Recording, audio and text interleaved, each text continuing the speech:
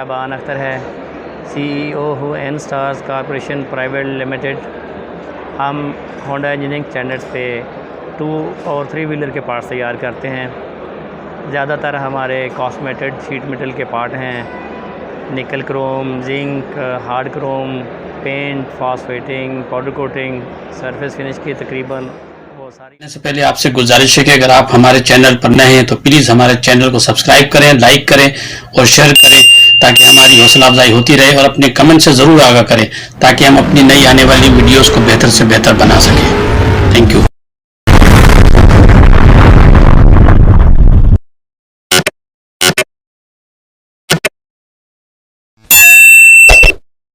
Items हम all over the Pakistan OEMs को supply कर रहे हैं। अच्छा सर, ये जो आपकी जो प्रोडक्ट है ये मतलब कौन से सेक्टर में इस्तेमाल हो रही है और किन किन मतलब गाड़ियों? हम ऑल ओवर द पाकिस्तान जितने भी ब्रांड हैं मोटरसाइकिल, फिर रिक्शा, लोडर बनाने वाले, हम उन सबको सप्लाई कर रहे हैं।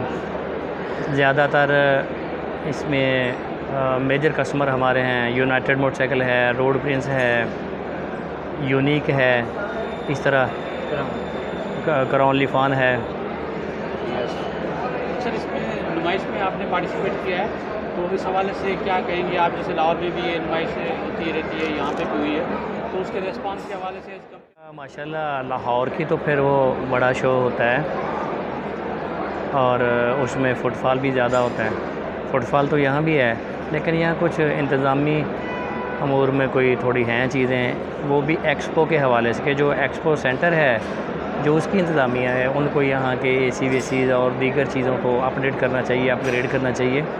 इसमें ऐसे है जैसे AC है ही नहीं, तो इस तरह की प्रॉब्लम्स हैं।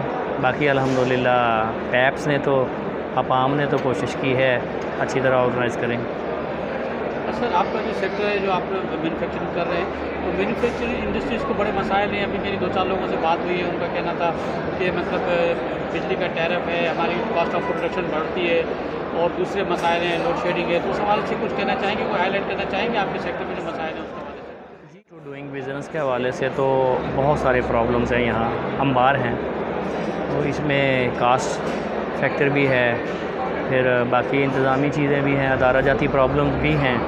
हम कोशिश कर रहे हैं अपने तय कि एक्सपोर्ट भी करें। एक्सपोर्ट के लिए पिछले साल में दिसंबर में अपने इंडस्ट्री के लोगों को लेके एग्जीबिशन के लिए जोहान्सबर्ग भी गया था, फिर ईरान गए, चाइना गए, मलेशिया से होते हुए अभी हम इजिप्ट जा रहे हैं।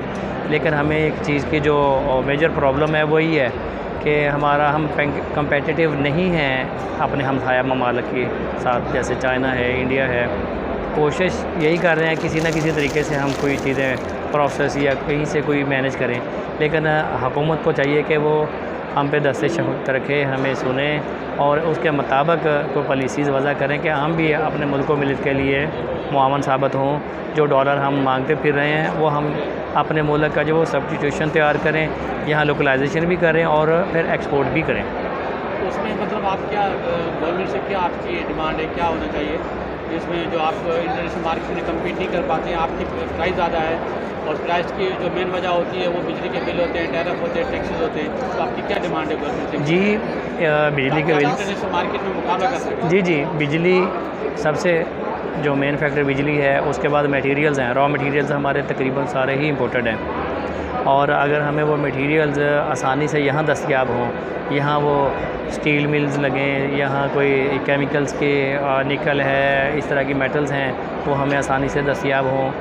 बाकी जो पेट्रोलियम आइटम्स भी हैं वो ज़रा आसानी से दस्तयाब हों, तो ज़ाहिर है अगर वो एक तो ऑलरेडी इंपोर्ट कर रहे हैं, दूसरा जो यहाँ का कोई मनापली है कुछ लोगों की भी, वो भी ख़त्म हो जाएगी। तो गवर्नमेंट हमारे रॉ मटेरियल्स पे ध्यान दे और यहाँ वही चीज़ इंपोर्ट की जाए जो एक्सपोर्ट के लिए यूज़ की जाती है। अच्छा सर, इसमें जो आपका सेक्टर है इसमें आपके और भी बहुत से कम्पिटिटर होंगे जो ये मैन्युफैक्चरिंग कर रहे हैं, तो उस हवाले से क्या कहना चाहेंगे? कम्पिटिटर को कम्पिटिटर नहीं समझता, वो होता ही नहीं है कम्पिटिटर, क्योंकि ये इतनी बड़ी मार्केट है पाकिस्तान की भी, फिर बैरून मुल्क भी, क्या मैं अकेला तो सारे पाकिस्तान या किसी दुनिया की डिमांड पूरी नहीं कर सकता, दूसरों को भी राइट है। और हमें पॉजिटिविटी से एक दूसरे की हेल्प करनी चाहिए, शेयरिंग करनी चाहिए। इसी में ही मुल्क मिलत का फ़ायदा है। सर एग्जीबिशन के हवाले से कुछ कहना चाहेंगे, कोई मैसेज देना चाहेंगे? क्योंकि बहुत से आपके कस्टमर होते हैं जिनका बजट कम होता है, तो वो मतलब थोड़ी सी सब स्टैंडर्ड चीज़ को तरजीह देते हैं प्राइस की वजह से। तो वो मसला है कि वो फिर कस्टमर के पास वो चीज़ जाती है तो बोलते हैं यार इसका तो ब्रेक टूट गया, इसका तो यार लीवर टूट गया, इसका टायर फट गया, वो हो गया। तो ये मैं तो जिसको भी अपने पार्ट बेचता हूँ, मैं कहता हूँ जब भी ख़राब हो जाएं, ये हमारे हैं, आप हमारे कस्टमर हैं, आपका लॉस हमारा लॉस, वो आपका नहीं है।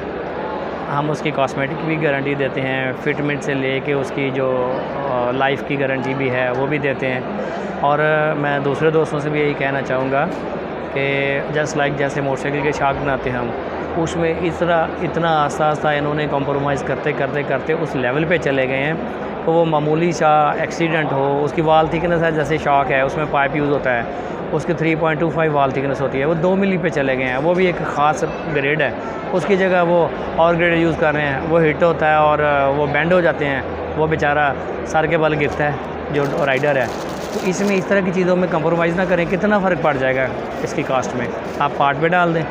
ये इंसानी जो नुकसान के लिए चीज़ें हैं वो खुदा रहा उस पर कंप्रोमाइज़ ना करें।